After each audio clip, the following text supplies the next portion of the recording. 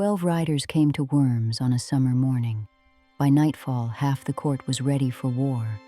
The other half was praying it wouldn't come because they knew with terrible certainty that they would lose. I am the wanderer. I collect stories that no longer have voices. I found this tale in the old songs of the Rhine, in verses sung for 1,000 years. It is a story of pride, of beauty, of a man who could not be killed until he was. But that ending comes later. First, let me tell you how it began. How the most dangerous man in the world rode into Burgundy with a smile on his face, and how everyone who saw him understood that nothing would ever be the same. Siegfried has slain the dragon, claimed the Nibelung treasure, and bathed in blood that made his skin like iron. Now he rides south, seeking a new challenge, and he has heard rumors of a princess in Burgundy who has refused every suitor who ever sought her hand. In those days, the kingdom of Burgundy was ruled from Worms on the banks of the Rhine. King Gunther sat upon its throne, a capable man, a political man, surrounded by warriors who had made his name feared across the German lands. But the true power behind that throne was not the king. It was his vassal, his advisor, his shadow. Hagen of Troneg had served Burgundy for longer than most men had been alive. He had fought in wars that became legends, killed men whose names were now used to frighten children. There was nothing in the world that Hagen feared, or so he believed. Until the morning the riders appeared on the river road, and Hagen felt something he had not felt in decades. Doubt. Hagen saw them first. He was standing at the window of the great hall when the movement caught his eye. A glint of light from the eastern road, the kind of reflection that only came from polished steel. He watched as the shapes resolved into riders, 12 of them, moving in formation. Their horses were magnificent, war-trained, heavy with muscle. Their armor was red gold, catching the morning sun like flames. Their shields were new, unmarked by battle, which meant either green boys playing at warriors, or nothing they had ever fought had lived long enough to land a blow. Hagen's hand drifted to the window frame. His fingers pressed against the stone until his knuckles went white. What do you see? King Gunther had risen from his throne. Strangers, well-armed, riding like men who expect to be obeyed. Ambassadors? Perhaps. Hagen didn't believe it. Ambassadors traveled with banners, with heralds. These men traveled like a hunting party. The lead rider drew his attention. Tall in the saddle, golden hair pulled back. He wore his armor like a second skin, moved with a grace that spoke of absolute certainty. This was not a man who worried about whether he could win a fight. This was a man who had forgotten what it felt like to be uncertain of anything. "Send for Ortwin," Hagen said quietly, "and tell the guards to be ready." The riders entered through the river gate without asking permission. They didn't stop to announce themselves. They simply rode into the courtyard as if they owned it, dismounted, and stood in the morning light like statues carved from bronze and gold. The leader was examining the great hall with an expression of mild interest, the way a man might examine a house he was considering purchasing. Hagen descended the steps slowly, deliberately. He had learned long ago that the man who rushes is the man who fears. "Welcome to Worms. I am Hagen of Troneg, vassal to King Gunther of Burgundy. You've come a long way. From where do you ride?" The leader turned. His face was young, far younger than Hagen had expected. Late 20s, perhaps, but his eyes were older, much older. "I am Siegfried." The young man, Siegfried of Xanten, son of King Siegmund of the Netherlands, spoke with calm authority. "I've come to see if the stories about Burgundy are true." "What stories would those be?" Siegfried smiled.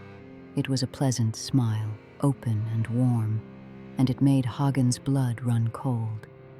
that your king commands the finest warriors in the German lands, that his court is the seat of power on the Rhine, that his kingdom might be worth taking. The words hung in the air like smoke from a fire. For a long moment, no one moved.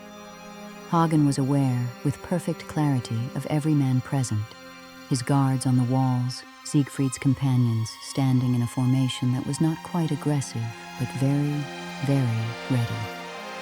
"You speak boldly," Hagen said slowly, "for a man standing in someone else's castle. I speak honestly.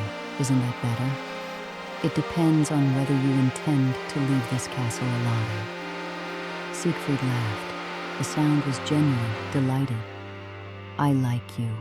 You're the first person here who's looked at me like an enemy instead of a puzzle. That's refreshing." Behind Hagen, footsteps. Ortwin had arrived, hand already on his sword. Other warriors were gathering, taking positions. The air thickened with the promise of violence. "You should know who you're threatening," Ortwin called out. "This is Burgundy. We don't bow to foreign princes who ride in making demands." Siegfried turned to look at him, then he nodded slowly. "You're right. That was rude of me. I apologize. I've been traveling for weeks. When I'm tired, I say things I shouldn't." "He doesn't mean a word of it," Hagen thought. "He's testing us." Ortwin stepped forward. "An apology isn't enough. You threatened our king. Give us one reason why we shouldn't." "Because you'd lose."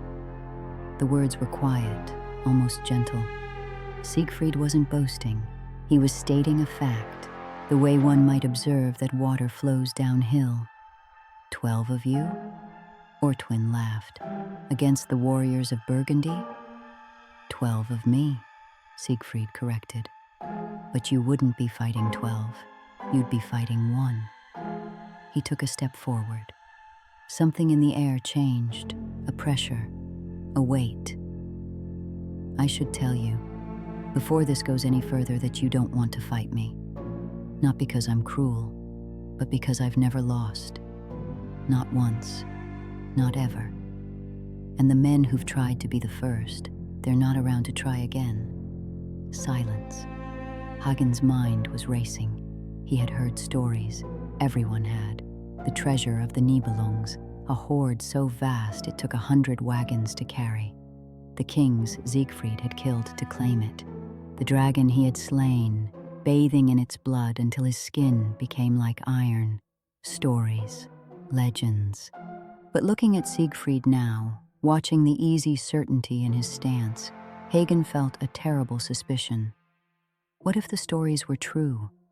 What if all of them were true? Enough.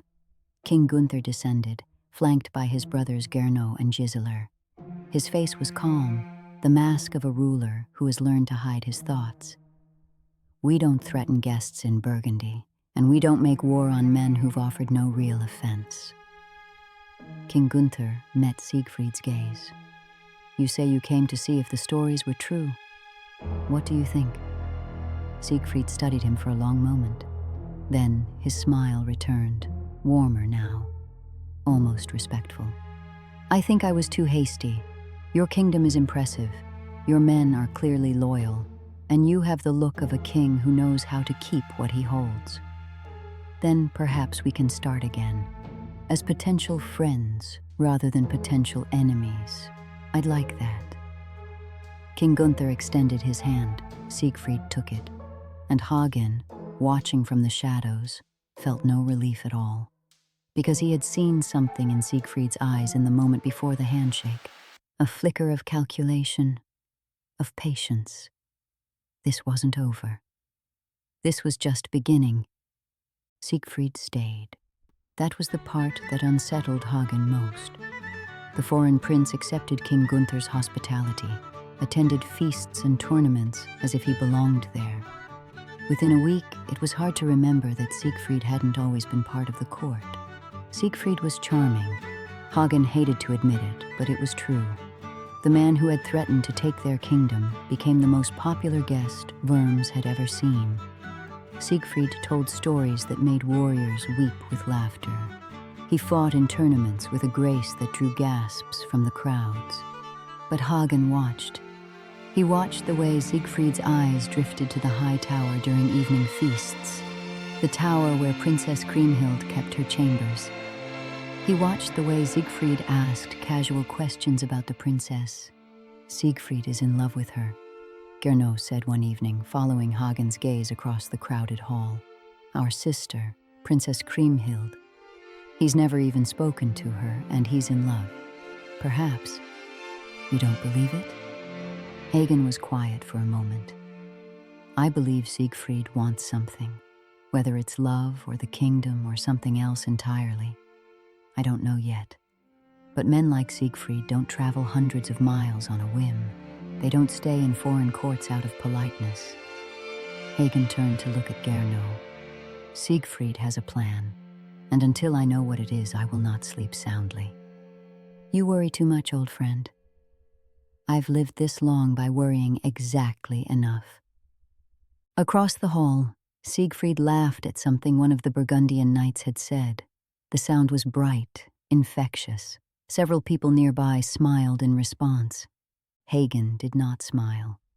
A man who had never lost was a man who had never learned caution, never learned fear, never learned that the world could hurt him.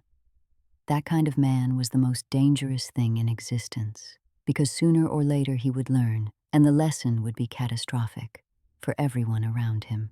And so it was that Siegfried of Xanten came to the court of Burgundy. Siegfried came as a conqueror and stayed as a guest. He came with threats and remained with smiles. He came seeking glory and found something he hadn't expected. Love. For high in her tower, Princess Kriemhild had been watching too. She had seen the golden stranger ride through the gates. She had heard the stories whispered through the castle halls, of dragons slain and treasures won, of a man who could not be wounded, who could not be defeated. And in her heart, something stirred that had never stirred before. But here is the thing about stories like this, the thing the old songs never tell you until it's too late. When two forces meet, when the unstoppable meets the immovable, something has to break. Siegfried thought he was the hero of this tale. So did Princess Kriemhild. So did King Gunther. So did Hagen. They were all wrong. There are no heroes in this story. Only people doing what they believed was right, walking step by step toward a doom that none of them could see coming. The court of Worms welcomed Siegfried with open arms. They feasted with him, fought beside him, called him friend. And not one of them understood what they had invited into their home. A man who has never lost is not a blessing. He is a catastrophe waiting to happen. Because the universe has a way of balancing its scales, and the higher a man climbs, the further he has to fall. Siegfried would learn that lesson in time. They all would. But that is a story for another night. I am the wanderer, and I will see you in the void.